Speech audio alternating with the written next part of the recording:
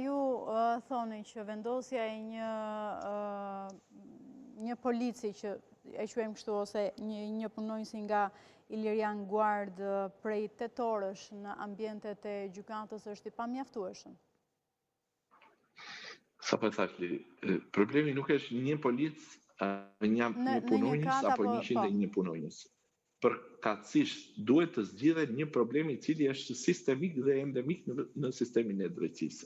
Këto janë zgjidhje afat shkurtra, të cilat nuk çojnë askund. Në dijenin time janë ndjekur 4 herë fondet e Bashkimit Evropian për të bërë polin e ri të drejtësisë, ku do të përfshihet gjykata e shkallës parë, gjykata e apelit dhe gjykata e lartë, sepse shumë e lënë në harresi gjykatën e lartë, po gjykata e lartë nëse dikush ka hyrë në gjykatën e lartë, ka ambiente dhe salla gjykimi, të cilat nuk janë rikonstruktuar që në vitet 70 dhe janë ato salla gjykimi të cilat kujtojnë diktaturën komuniste dhe gjyqtarët duhet janë 1,5 metër mbi prokurorin dhe mbi avokatët dhe duhet të thyen edhe qafën kur i shikon. Pra, sistemi i drejtësisë lëngon për shkak të një platforme e cila duhet të jetë gjithëpërfshirëse dhe gjyqtarët duhet ta ngrenë zërin për veten e tyre, por sigurisht duhet ta ngrenë zërin edhe për qytetarët. Është e turshme dhe e paudhës që një qytetar që e ka gjyqin në orën 10 dhe një avokat që e ka gjyqin në orën 10 të rinë të presin në korridor deri në 12 1 apo 3 apo 4 orë derisa të lirohet një sallë. Është e turshme se si policia e burgjeve transporton të burgosurit apo të paraburgosurit nga Shkodra, nga Gjirokastra, nga Saranda, nga Korça, nga Burgu i Drenovës dhe gjithë të tjerët, të vinë në gjykatën e apelit dhe të kthehen mbrapsht se nuk ishte salla gjykimi.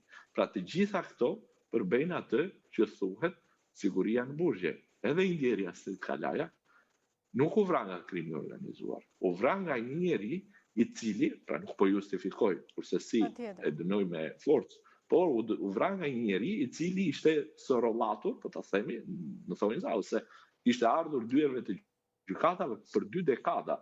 Pra ishte një njeri i cili ishte i mbushur psikologjikisht, sipas tij po ushtronte një të drejtë që i takonte dhe e vrau pa kreu atë akt në zonë. Sigurisht të gjitha këto janë të lidhura me njëra tjetrën, sepse është një rreth vicioz. Ne nuk mund t'i detyrojmë qytetarët që një problem civil ta zgjasin 15 apo 20 vite dhe t'i themi shiko bëj durim dhe ki respekt maksimal për atë gjyqtar. Patjetër që ai njeri është premishi dhe prej gjaku, edhe Çeliku, qofse nuk është i pandryshëm, edhe Çeliku edhe Hekuri ndryshken dhe amortizohen. Pra të gjitha këto probleme duhet që të evidentohen që në gjenezë dhe të zgjidhen që në gjenezë. Për ndryshe është një makjazh i sistemit të drejtësisë dhe patjetër që duhet të ngrihen dhe adresohen problematikat për zgjidhjen e themel të tyre.